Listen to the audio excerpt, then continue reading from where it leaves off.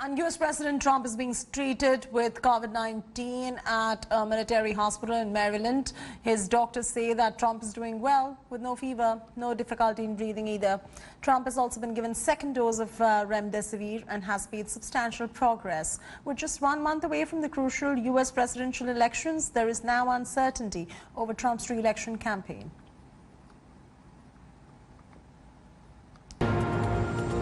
US President Donald Trump hospitalized after testing positive for coronavirus. The leader of the superpower is battling the contagious virus.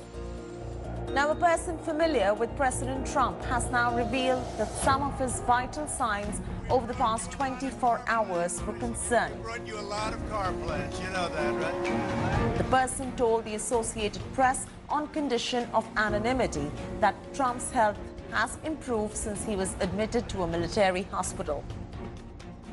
Trump also tweeted thanking the medics and asserted that he is feeling well. I want to begin by thanking all of the incredible medical professionals, the doctors, the nurses, everybody at Walter Reed Medical Center. I think it's the finest in the world for the incredible job they've been doing. I came here, wasn't feeling so well. I feel much better now. We're working hard to get me all the way back. I have to be back. Trump first refused to wear face masks, even as cases and fatalities rose exponentially in the United States. Trump was first spotted with a mask on the 12th of July during a visit to the same military hospital where he is admitted now, 7 months after the first case was reported in the US. Trump has, from the beginning, downplayed the virus, often comparing it to the flu, repeatedly claiming that the crisis would soon be over, to mocking his rival Joe Biden over masks. When needed, I wear masks. Okay, let me ask. I don't wear masks like him. Every time you see him, he's got a mask. He could be speaking 200 feet away from it. He shows up with the biggest mask I've ever seen. In April, Trump made a bizarre suggestion of injecting disinfectants and cleaning agents to cure the virus, which he later claimed was sarcastic. Right, and then I see the disinfectant where it knocks it out in a minute, 1 minute.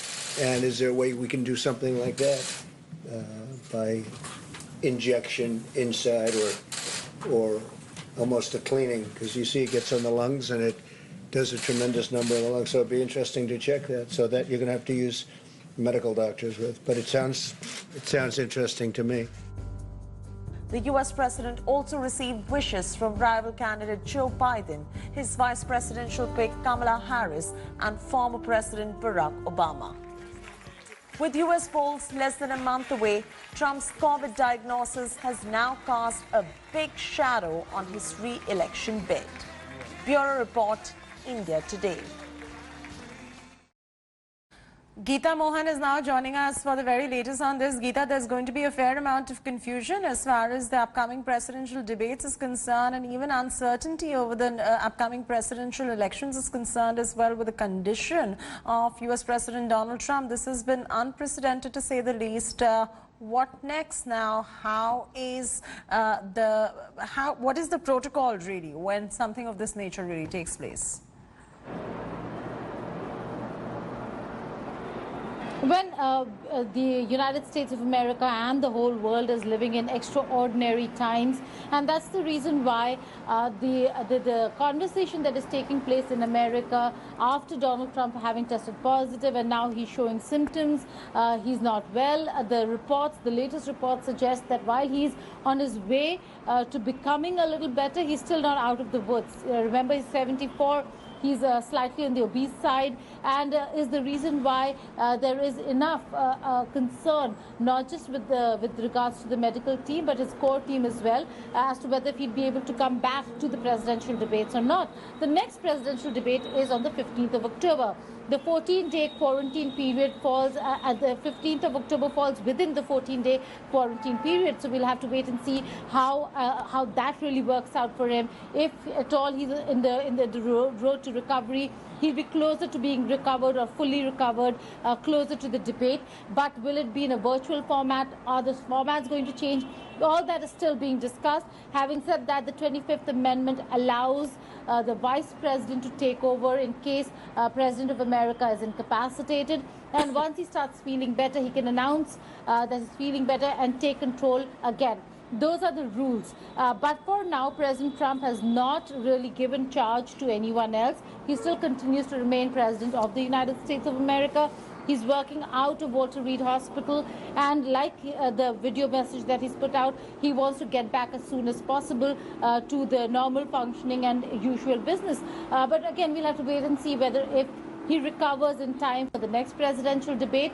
In terms of the voting, the first Tuesday of November is when voting takes place.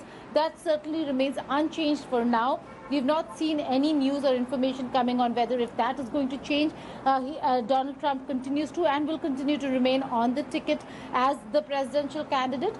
So most of the things remain unchanged, but we're going to have to really wait and watch to see how his condition is over the next couple of days to be able to ascertain what next as far as U.S. presidential elections are concerned, because there are certain rallies in Wisconsin that have been cancelled. Fundraising has been reworked without the incumbent candidate, and there are lots of changes. But as Geeta was mentioning as well, nothing really changes as of now. We'll have to wait and watch to see what happens next. Hi everyone, Preeti Chaudhary here. Hope you like this video. For latest news and analysis, like and subscribe to the India Today YouTube channel. And don't forget to press the bell icon to stay updated. Thank you for watching.